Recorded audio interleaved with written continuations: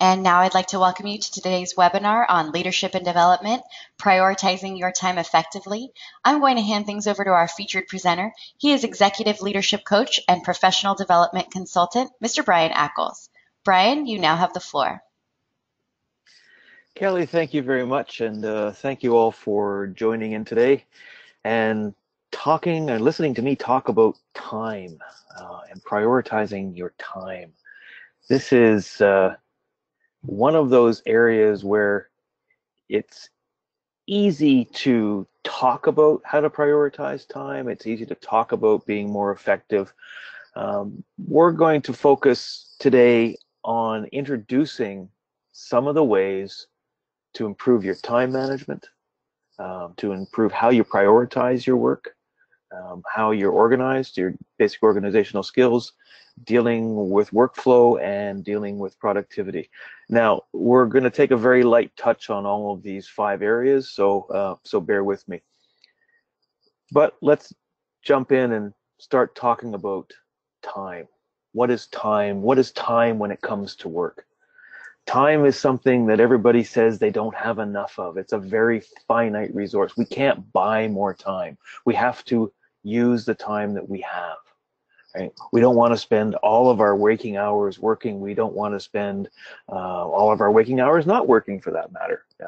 We need to create ways to use this finite and incredibly valuable resource in the best way possible, and use it in a way that benefits not only ourselves, of course, but also benefits the organization, benefits our teams, benefits our customers, and benefits our clients. So we're going to find ways to help you manage time, and maybe managing your time is absolutely crucial to accomplishing great results and delivering great products and services. The more rushed you are, the more harried you are at work, the more likely, I won't say mistakes can happen, but maybe, yeah, mistakes can happen. Oversights can be made. And I can give you a very clear example of that. I had a quote from a major supplier for the organization that I'm working with right now. And the quote came in at quite a large number. It was a seven-figure quote. And we made some changes to it. And this guy came back and said, oh, I surely shouldn't work when I'm in the car or when I'm on the road, because I didn't realize that I'd quoted you in US dollars and I'm in Canada. So I need quotes in Canadian dollars. I need to understand the translation. So any cost savings I was hoping to get were kind of offset because of his mistake, his rushing to get something done, and his not taking the time and the due care and attention to accomplish something. So I hope he's listening today. I don't know that he is, but if he is, maybe he can use some of these skills and some of these tools as well. We're going to focus on, and we're going to talk about the 80-20 rule. Right? This is probably the biggest single factor that we deal with in our working lives, and it's a basic given.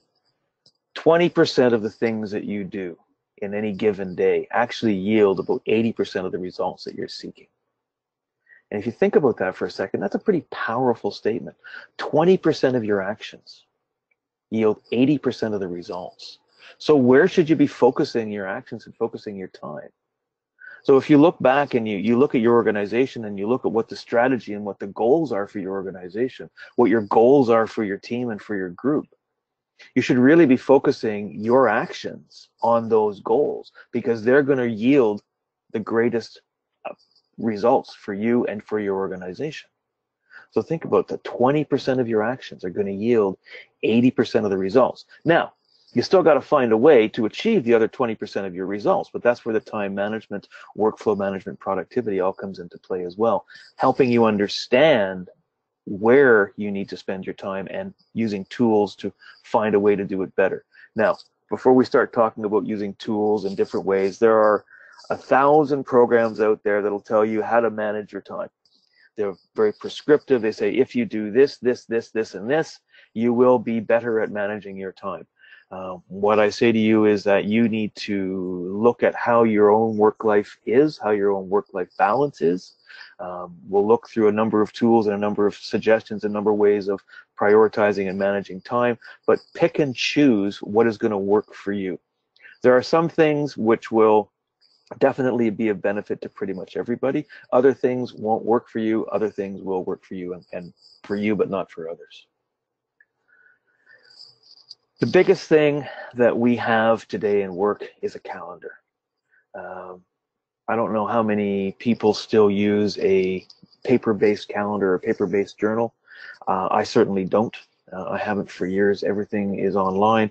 I'm either working off of a tablet, or I'm working off my laptop, or I'm working in the office where I have access to everything anyways. The thing is, I always have my calendar up and available to me to see what's actually coming up. And my calendar is set up to give me notifications well enough in advance so that I can prepare for it. You need to be able to access your calendar quickly and easily, because if you're like me, you've got 1,000 things on the go, and you don't necessarily remember that, oh man, I've got an appointment in 20 minutes and I'm 30 minutes away. So, you know, you need to be able to set up and understand and have those reminders coming up with you. So keep your calendar with you. In your calendar, list what you need to be doing on a particular day, in a particular week. If you're doing any traveling, you're looking at a week ahead or 2 weeks ahead to make sure that you've got your travel lined up. If you're working with people, you've got appointments in either within your own building, or if you've got to travel within a campus, or you've got to travel off-site to a customer meeting. Make sure that you allow travel time when you're booking the appointments. If your appointment with a customer is at 3 o'clock and you get a notification at 2:45 and you're half an hour away, that's not going to do you much good. Keep notes. I know the slide says avoid notes, but avoid notes if you're using a paper-based calendar. Keep a separate notes section. I still actually carry a hard copy notebook with me, because there are times when it's less obtrusive for me to bring a notebook out in a meeting and, you know, scratch a few things down than it is to use a tablet or to use my laptop. So variations on a theme. But if you have a paper-based calendar, don't keep your notes on the calendar. Keep access to all your contact details. Again, make them handy. We're all using tools like Microsoft Office, we're using, you know, Google Apps or whatever. So all of these tools are integrated and they're all available to you as long as you have access to them. Now, if you're going somewhere where you don't know that you're going to be able to access the net or access your own company intranets, you know, again, print out a page, print out your calendar and bring it with you if you need to. Make sure you've got the information at hand. Start creating rituals for yourself. I have, over many years, figured out how I work best. Some of us work really, really well in the afternoons. Some people work, you know, better in the evenings. I'm a morning person. Right? I get up stupid early. I like the morning. It's quiet. My brain, I can concentrate on things. I'm usually at my desk by 6 or 6:30 in the morning, by my choice, because that gives me the time to go through and triage, you know, the 100 or 200 emails that have come in from 5 o'clock the day before when I left work. And yes, I typically leave work late because I come in early, but that's another story, until the following morning. Right? There's always a bunch of people that are either sending me information, copying me on things, making sure I have access to what they're doing, or directly asking me to action something that's important to them and maybe is important to me as well. But I have to triage that every day, because by 5 o'clock, my rule and my habit and my ritual is that I have to have a clean inbox. So I have to start doing that, and I have to be able to do that in the morning to get it cleaned up so I can also keep up with what's happening during the day. So creating a ritual improves time management. I mean, if for me, my ritual in the morning is I go in and I triage my emails. I set aside time during the day to go back and look at emails, but I set particular blocks. I do not look at them as they come in during the day. And the thing is, with creating a ritual, it takes time. When you first start to decide that, okay, well, okay, I am actually a morning person, or no, I like to clean up my emails at the end of the day. So let's take that as an example. So be disciplined. Set up some time in your calendar. Set an hour at the end of your day and say, this is my time to make sure that I've gone through and I've answered, I've actioned, I've delegated, I've taken care of everything that's happened and everything that's come into my inbox. It'll take time to create the ritual. You will work at it. You will have to be disciplined over it for 3, 4, 5, 6, 7 months, but it will become habitual after some time. You know, habits are what we're trying to create here, really good working habits. Prioritize your time. And that sounds trivial and it sounds easy. And we will talk more about this. But the thing is, there's everybody else in the organization is trying to take your time. They're trying to get you to do things that's on their calendar and that's on their agenda. You need to understand what it is that you're responsible for and what your priorities are. So you have to take charge of this. You know, if somebody wants you in a meeting, look critically at the meeting. Is this something which you need to attend? Is this something which, you know, they're inviting you because they've always invited you, but it really doesn't matter to what you and your team is doing. If it's only a nice to have, if it's only a nice to do thing, you know, use your time in other ways. So start experimenting about how other people are trying to grab your time and how you need to spend your own time, how you need to prioritize. And prioritization means going back and looking at what it is you're responsible for. That's important to start with. Know what you're responsible for. Know what your team is responsible for. Know what your management expects of you. So you have those 3 criteria, and then you prioritize and you triage all of these requests for your time against those criteria. So it's basically linking back to the strategy, to the organization, to the goals, and you're prioritizing your time based on that. And again, take some time to experiment how best to do this. Some people will expect you to go to their meetings because you've always gone, but you may not need to, and you may have to have those discussions with people about how things need to change so that you can take back some level of control. You will probably never be completely in control of your time, and that's a given. We're always surprised. There's always the unexpected things happen. This is not meant to get you into a mindset where you've got to, you know, be a robot and you can only do things that are set in set segments of time. It's just a guide to help you start thinking about what you need to do. So tools that we can use to do this is this idea of the urgent and important matrix. So you start categorizing the demands on your time as either urgent or important. They might be both or they might be neither.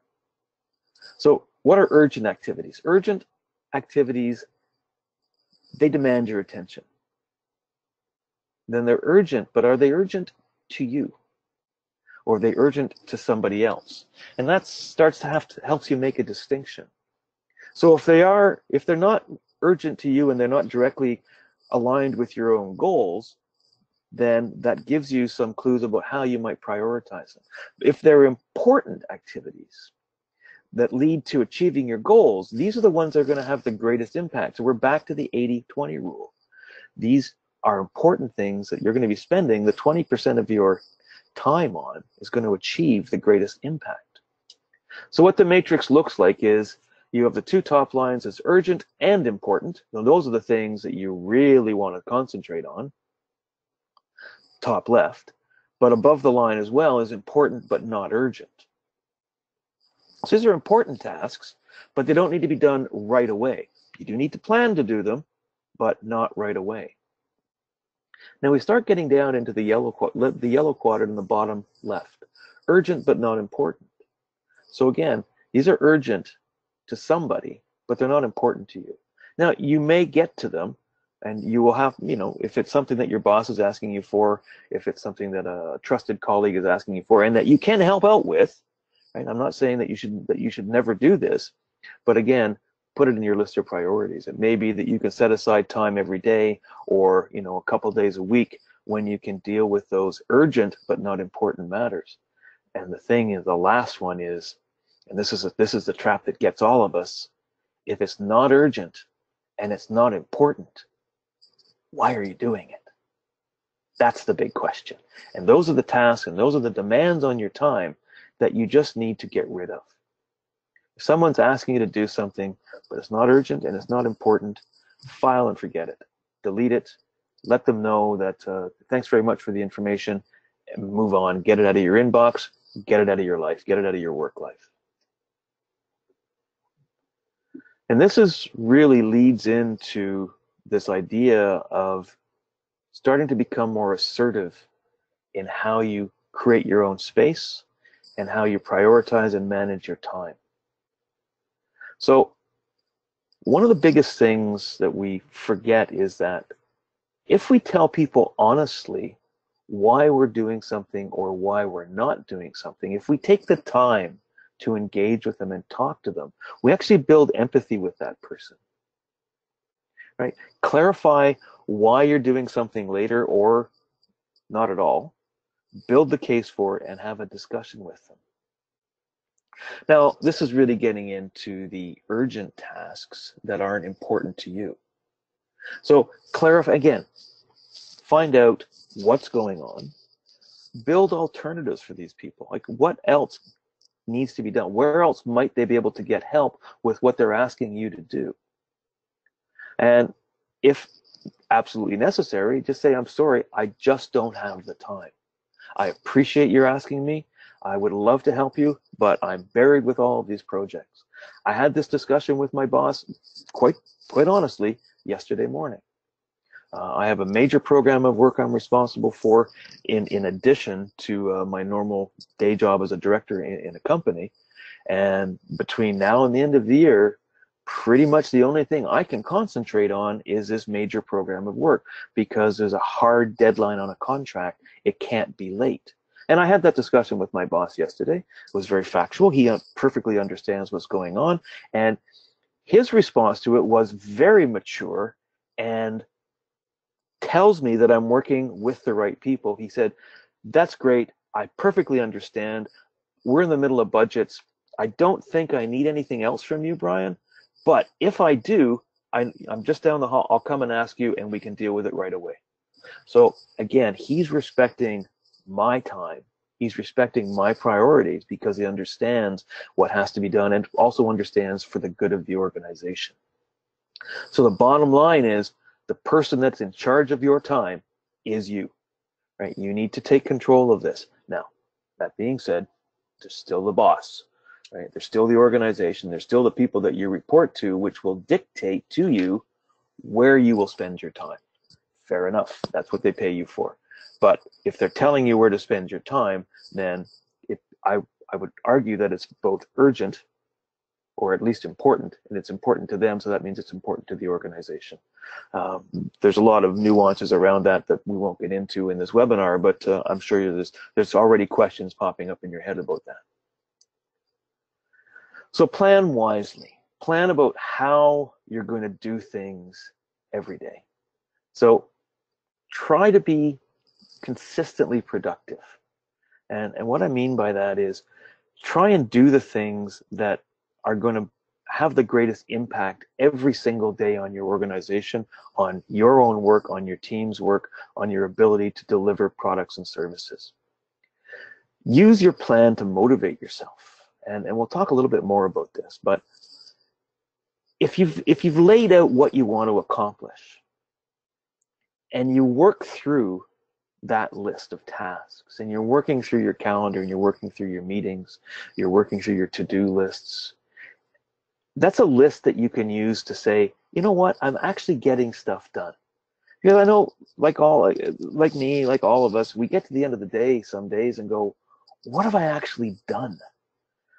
Because we haven't taken the time to actually, one, plan what we're supposed to be doing, and we're running around and being a bit chaotic.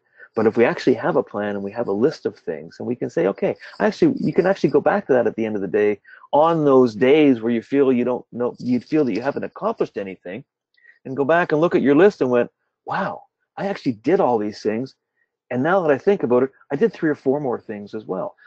That's a huge motivator. It's telling you that you've planned your day, you've executed on your day, and you've actually achieved a lot.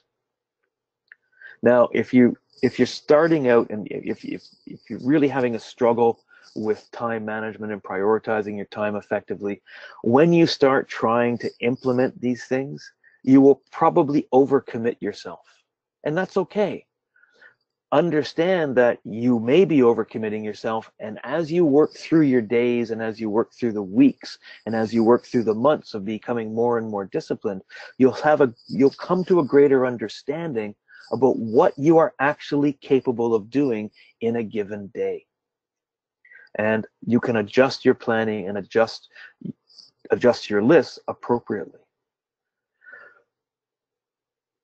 Break things down into smaller tasks. So if you've got a really large project, a large item, or a large task that you need to get done that's on your list and it's just dragging you down, break it, if you can, into smaller, more discrete elements that will build up to actually complete what you need to actually do. Now, the bottom line is, with everything, make sure that you get something done. Excuse me. Make sure that you do certain things to get something done every day. Now, the slide says, do at least 3 things. Well, 3 is just an arbitrary number. It could be 3, it could be 30, right? But whatever you do, when you commit to doing something, and make sure that you're actually accomplishing the things that you're committing to do. And we'll talk a bit more about prioritizing that as well, because there are different ways of looking at this and different ways of prioritizing as well. And again, go back to that urgent, important matrix. That's the first level of breaking this down. So plan wisely. So use a journal, whether it's an online journal. I use Notes in Microsoft Office because we're a Microsoft Office shop. I find it integrates well with the rest of our applications, and I use it mercilessly. Sometimes I overuse it. I've got way too many notebooks open at times, but hey, that's the way it goes. It helps me prioritize my tasks, right? So I've got a checklist. I've got things that I know that I have to get done. Now, when I started doing this many years ago and I started trying to find different ways to motivate myself and find different ways to track the work that I was doing, I wrote down everything that I had to do. And it became that the job of writing it down, the job of actually listing out all the things that I had to do, exhausted me. And it became depressing because it seemed like I had way too much to do. But then I started to realize that what I'm really trying to focus on now, or what I really have to focus on, is what are the tasks that actually matter? Write those down, get them done. If there are due dates against things, make sure that those dates are listed. So that if you have to have something done by, well, let's not talk about this week because it's Thanksgiving week in the US, but say you have to have something done by Thursday, the 29th of November, and it's due at noon on Thursday, the 29th of November. Make sure that's noted wherever you're tracking your tasks. It's a reminder to you that it's got to get done. Now, I play games with myself because I know that I'm a bit of a procrastinator. So if I know something is due at noon on the 29th, I'll actually make sure that I have it finished by close of business on the 28th, so that I've got the time to do it, and I've got a little extra time just in case. Because there's always going to be something else that's going to pop up on the morning of the 29th, which will stop me from finishing what I have to get done. Those are just tricks that you use for yourself. In your journal, however you keep your notes, note any dependencies that you have on the tasks that you're responsible for, the tasks that you're managing. Are you relying on information from somebody else, and do you need it at a particular time? Make a note of that. Oh, Susan needs to give me her report by Thursday if I'm going to get my stuff out by next Tuesday. Or Stephen needs to finish his configuration or his requirements document before I can actually create the project plan. He's supposed to give that to me by a week Friday, so I can have another week or 2 weeks to, you see how this all goes. Understand what those dependencies are. Start mapping them out. Start drawing yourselves diagrams if the tasks are complex. And this goes back to breaking those bigger tasks into smaller pieces. Will help you identify some of those dependencies. If you're setting up something on a daily basis, like a daily to-do list or a weekly to-do list, and you don't get everything done, that's okay. Because again, there's reasons why things don't get done. Make sure you carry those items over though. But when you carry them over, again, look back at this important and urgent matrix to say, is this something which is supporting your goals and your team's goals and your organization's goals, or is it supporting somebody else's goals? Again, use it as a constant form of triage. So maximize the power of how you organize yourself, whether it's through a journal or through your notes or however. But before you leave work, try and have at least the basis of your plan for the next day in place. Now, again, for me, I don't do that. I do it in first thing in the morning because that's when I work my best. I can see what I have to do. Now, I've got an ongoing list and I transfer things around. Oh, excuse me for a second. I'm just going to get a glass of water.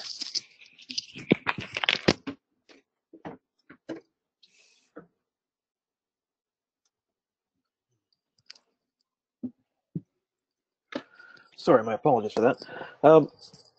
So, we've always got our lists going. We've always got our lists in place, and we're carrying things over.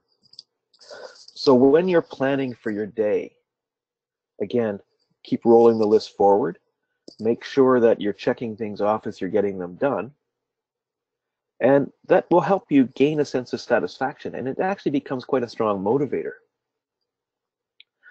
Now, the bottom line is, if you've postponed doing things, and if you've set dates for things to be done, but you have postponed them, and if you've postponed them more than 3 times, do you think you're really going to do them? Probably not. So you'll probably want to remove them from your list, and you'll need to be talking to the person who either has assigned you the task or is expecting something from you, and you may want to revisit this to find out what the actual issue is, what the task is actually for. So again, use it as a way to keep motivating and keep track of what you're doing. Chunk, block, and tackle. So chunk things up into smaller tasks. 15-minute tasks, 20-minute tasks, half-an-hour tasks, whatever your span of concentration is. If you've got things that you have to get done, make sure that you block out the time to complete those tasks. So block out the time to complete each chunk. Then tackle each thing specifically and individually. Our brains are not wired to multitask. And everybody talks about multitasking. Everybody says you can do 2 or 3 things at once. We actually can't do it well. We can concentrate on one thing. And if you've ever experienced that, the idea of getting into the zone, right? You start getting into doing something and you're only working on one thing, right? And if you get it done, you get a great sense of satisfaction because your brain has been fully engaged on just working on that one thing and you get it finished. And if you're totally in the zone, though, and somebody comes in and breaks your chain of concentration, if you're like me, you find that a bit annoying. So if you've got those tasks which you have to focus on, then take the time to break out enough time to be focused and get it done. I have an office. I can close my door. If my door is closed, people don't come in. I rarely do that, but if I have to work on something and I have to get it done, I will close the door, and that blocks out the distractions. It blocks out me noticing people walking by, and I can get the work done. So tackle each task specifically and individually. Try not to jump around between tasks. If you need to work on a bunch of things during a day, then you need to work on them either sequentially or you need to work on them I won't say at the same time, but if you need to work on a bunch of things in the morning, work on each one 15 minutes at a time. Eventually you'll get to the end of them. But chunk your tasks up into manageable time units.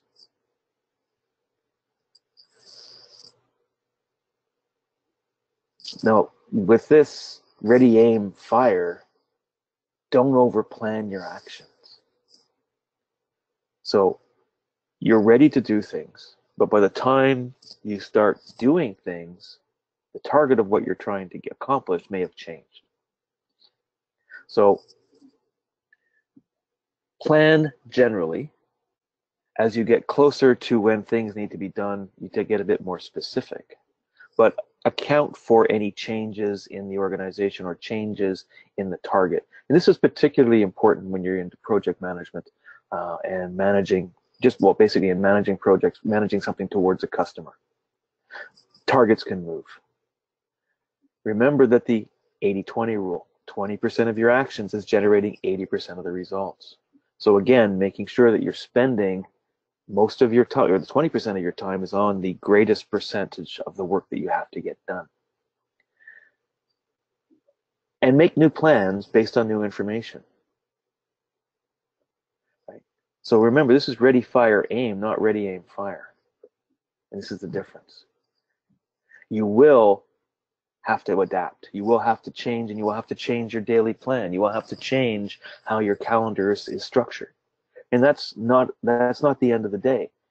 If you have built your time management and you've built your prioritization systems and you've built the habits that you need to have to manage the workload, then adapting to something also means that you've built things that are not rigidly in place. Because what I would like you to try and avoid is having a rigid process.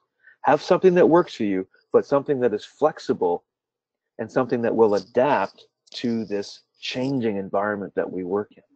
I don't know about you, but in any given day or any given week, 3 or 4 things will change, and 2 or 3 of those will be pretty significant changes that I have to adapt to, and I'm sure the same thing happens with you. Things change. It's just the nature of the environments that we work in now, and it doesn't matter what industry we're in, things change. So organizing your workspace. This is a bit of a bugbear of mine, and I'm a bit overreactive on this, I suppose. I'm a huge fan of a clean workspace. We have a absolute ton of electronic tools available to us to manage information. And essentially, what we're doing on any given day in any particular job is managing information. I don't do paper. I wear it on my sleeve. You walk into my office, there might be one journal on my desk that I haven't read yet that got mailed to me. I rarely print something out unless the process requires that I actually physically sign something. Otherwise, my desk is clean. I don't like the distractions of a messy desk. Now, that's me. But being organized for me is very important, because when I'm disorganized, when things aren't where I need them to be, it throws me off track. Now, maybe that I'm a bit OCD in this. Okay, fair enough. I've self-admitted. But my ideal environment is a clean, tidy workspace. I know where everything is. My desktop is relatively clean and organized. My email folder is relatively clean and organized. But I know where it is. But for you, create what works for you. Create an environment that allows you to be productive. Make sure you've got the tools you need to be productive. And if you haven't got them and they're available in your organization, ask for them and get them. If they're not available and they're not available in your organization, find a way to work around it. And take control of the workflow. How do things come into you? I talked earlier about, managing emails, and I don't do emails all day, because if you do emails all day, all you do is emails. You don't actually do anything else. So maybe email is the bulk of your work. Fair enough.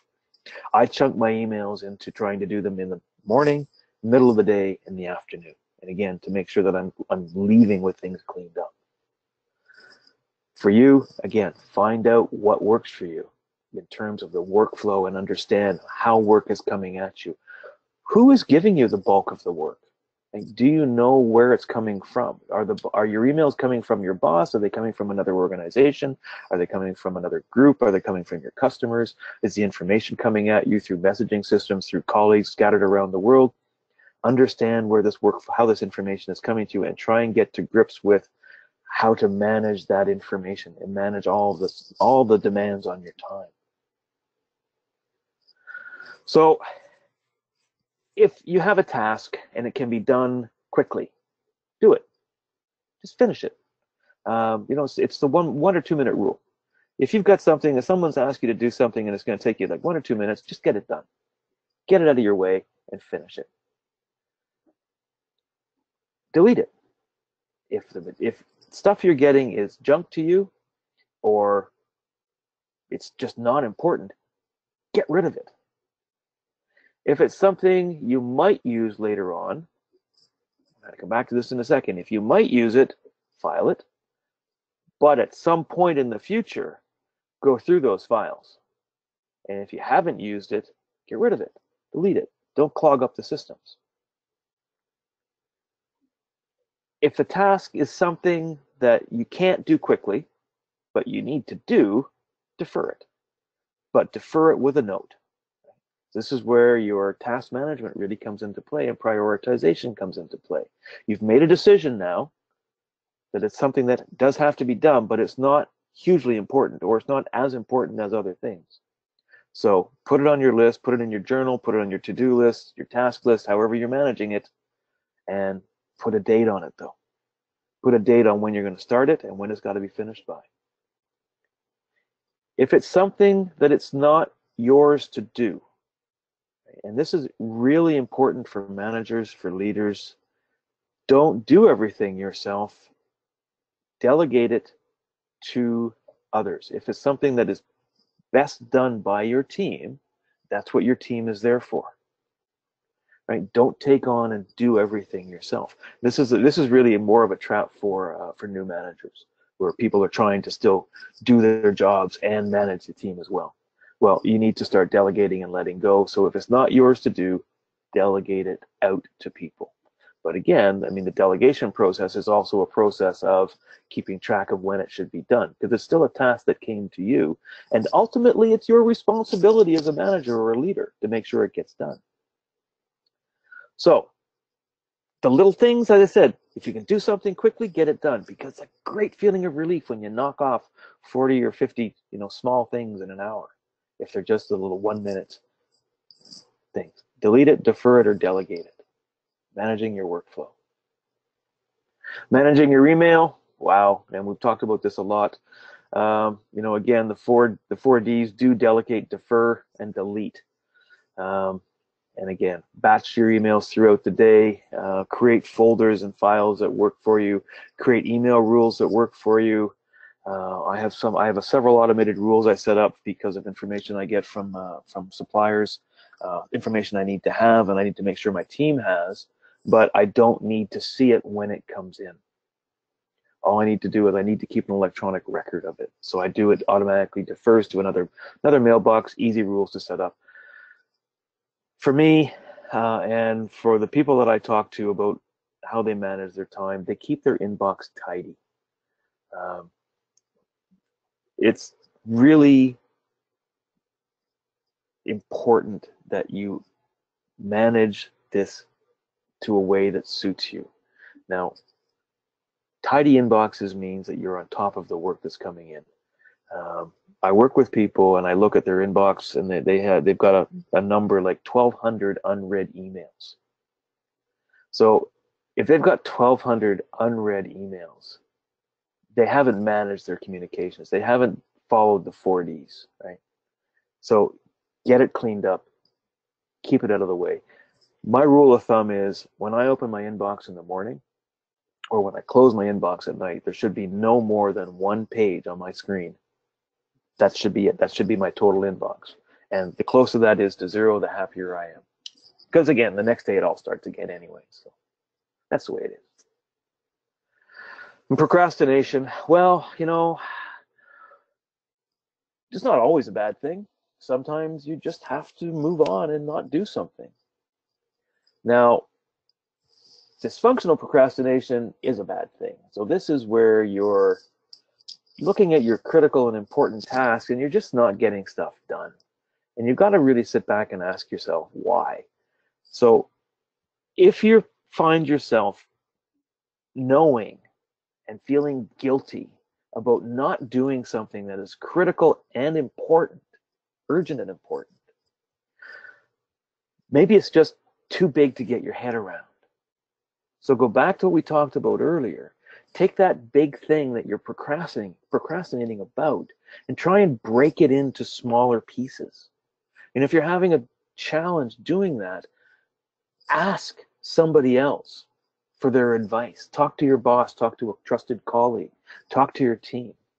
Right? Find a way to break things down into tasks which are more manageable, that you can actually accomplish. You can't put off the things that are important, and you can't put off the things that are critical. They've got to get done. Sometimes they're not the most pleasant things in the world to get done. Sometimes they're critical and important tasks that are administrative in nature, but they still have to get done. You know, as managers and leaders, depending on how your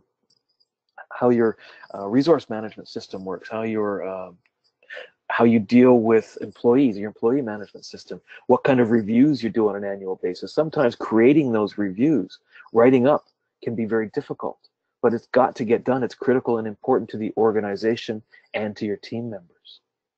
So there's always things that you're going to be putting off. Find out why you're putting off the big things, break it down, and get them done. And again, the feeling of satisfaction as you complete something is a great, great, great motivator. So 9 ways to overcome procrastination. Delete it if you don't need to do it. Just get rid of it. Delegate it out to somebody else. If it's something that is not yours to do, delegate it to your team. Get it done. Just do it now. If it's a 2-minute thing, just finish it. Work on it for 15 minutes and then move on to something else. Chop it up into smaller pieces. Ask for advice. Make sure you understand what the deadline is so that you've set a clear deadline for yourself. This has to be done by close of day today. It's important that this person that's expecting this work gets this outputs by the end of the day today.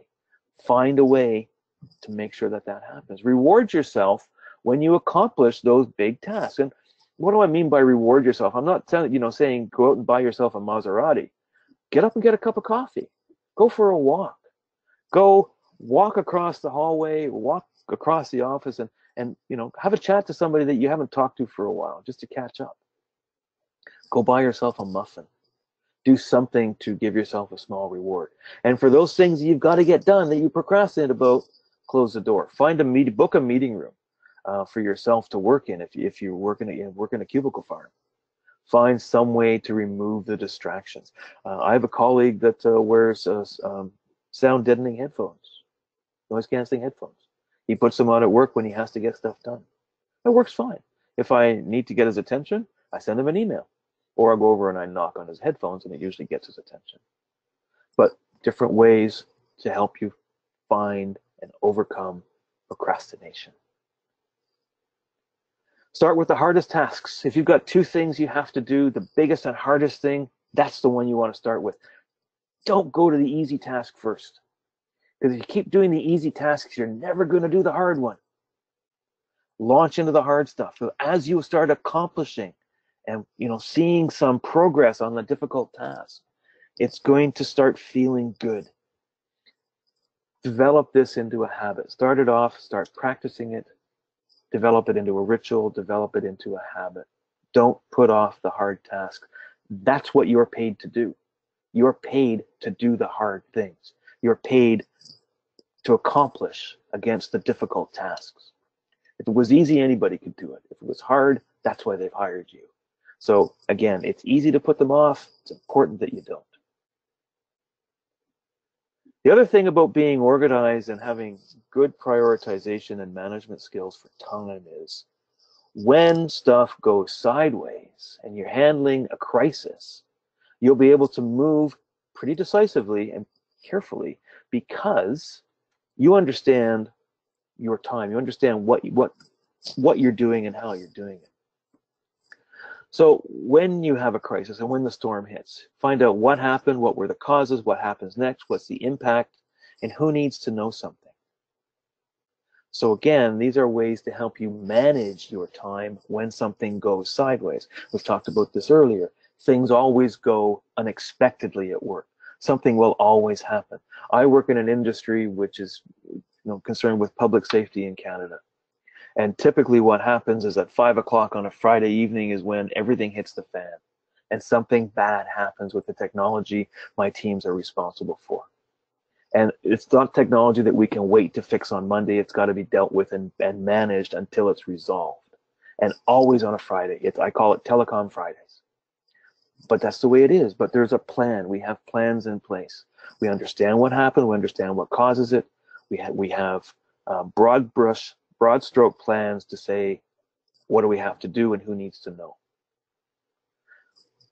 But that only really works if you have a good understanding of your environment, you have a good understanding of your workflow, and you have a good understanding about how you have managed your time so that you don't leave something hanging to deal with the crisis. You can actually park something, deal with the crisis, and then go back to it. So it's all about creating plans to help restore order, and prioritizing and managing your time effectively is about restoring order in your life. So we want to have some ability, again, to get through our days, get through our weeks, get through the years, and be productive, feel satisfied with our work, be motivated by our work. And we do this by creating some level of planning to help you gain control over your time. So identify where you have a problem. If it's a problem with answering emails, identify that. Start looking at, okay, what am I doing and why do I have such a problem at emails? Go back and look through the 4 Ds. Go back and look through the urgent important matrix. Decide on a solution that you want to try. And I'm not saying it's going to be the first solution you try is going to be the one that's going to work, but try something. Break that solution down into pieces and start tracking your success against it. So create a plan. Work towards the plan. If you have multiple areas you want to work on, I would strongly suggest you do one thing at a time. Address one area of time management before you move on to the next. But build a plan and start executing towards the plan. When you're in a crisis situation, always take the time to step back and take a lessons learned, because those lessons learned will maybe help you avoid crises in the future. Think about how you communicated. Think about how you could have avoided this going forward. But again, all this also comes back to your own time management. When you do something and you make a change in how you manage and prioritize your time, and if something doesn't work, stop and do the same thing. Lessons learned. What did work? What didn't work? What do I have to adapt? How can you be better at what you're doing? All of this leads to building and increasing productivity, making your goals easier to reach. But it all takes commitment and it all takes patience. And again, you need to find the things that work for you. Prescriptive time management programs are probably most effective for people just entering the workforce, to give them, okay, so here's the rules, here's things you should do to make your life easier. As we grow and mature through our organizations and through our work lives, we find ways that work for us better as humans. Right? We adapt and we change and we find things that work. But it does require commitment. And if you're making changes, it does require patience.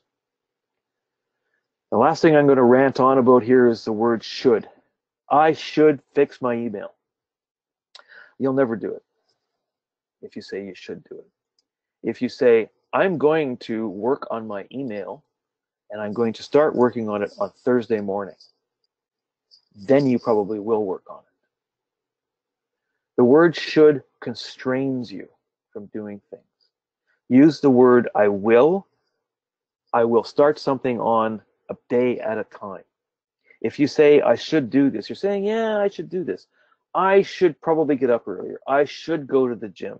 I shouldn't drink during the week. I shouldn't spend so much time on Facebook. I shouldn't, or I should spend less time on Instagram.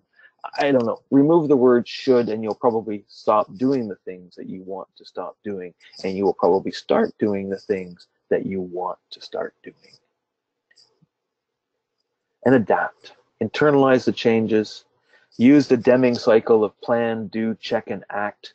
Right? Plan to do something. Plan what you're going to do it, check to see if it's working, and act on any changes that you need to do. This is a circle. It just keeps going around and around and around. It's not something you're doing every day, but it's something you're doing with your workflow, with your prioritization, with your time management. I learn new things every day. I learn new things from new colleagues that come into my workplace, how they do things. Some of them I try to emulate. Some of them I adapt into my routines. We can't be rigid about how we do this because our environments are constantly changing. And finally, last but not least, managing your time effectively helps you become more effective in your professional life, and it actually makes your job easier. In this last quote, things which matter most must never be at the mercy of things which matter least. And on that note, I will say thank you. Thank you for listening. And if you have any questions, let me know. All right. Thank you so much, Brian. And thanks again, everyone, for joining us today. If you guys have any questions, we'll stay on the line for a bit, so feel free to type those in now and we will address those. I also want to encourage you, if you are interested in any of the material that was presented in this webinar or any of our other available course offerings, please reach out to your local New Horizons rep. And if you are not familiar with who that would be, you can log on to newhorizons.com and do a zip code search to find the center nearest you. On newhorizons.com, you'll also find our Center for Leadership and Development that has courses such as prioritizing your time effectively. So you can find all information on that on our website as well. And I encourage you to sign up for more webinars. Brian joins us each month on a different leadership and development topic. So please sign up for those. They are all free to you, and you can also view past webinar recordings in our archive library. A couple of you have asked if you're getting the recording as well as the PowerPoint slide deck, and yes, I will be sending you a link to the session recording later today, and there will be a PDF document to the PowerPoint as well. All right, Brian, it looks like we do have a question here. This person is asking, they work in a cubicle environment and want to know how you deal with the challenge of distractions and other people breaking down your concentration. I know you addressed this a bit, but maybe a couple more tips. Sure, and this is something which we've all dealt with, and I've certainly dealt with it as well. But I think some of it comes back to being assertive. If someone drops in and sort of is standing at the entrance of your cubicle and they say, "Excuse, have you got a second?" If you're focused on doing something, look up and say, "Actually, no, I don't. Can we make a bit of time maybe this afternoon?" That's one way of being professionally assertive. Just telling people honestly, no, I don't. I've got to get this work done, and that can be a distraction. If you work with people who are really noisy and really loud close to you, that can be another bit of a challenge. And if you have to get something done, if you find that you're being distracted and you're working on a difficult task, again, those are the ones you're doing first. Then try and book yourself a meeting room. If that's possible for you, if you've got the option to work from home at all, and again, work from home to concentrate on those more challenging tasks that might take some more time, certainly you can do that as well. So there's just different ways that you can do it depending on what the rules of your organization are. All right. Thanks so much, Brian. It looks like that's going to wrap up today's session and any questions. So I appreciate you joining us, Brian. Thanks again so much. Always a pleasure. All right. And thank you, everyone, for joining us today. I hope you all have a great rest of the week and will join us for future webinars. Thanks so much, everyone. Have a great day.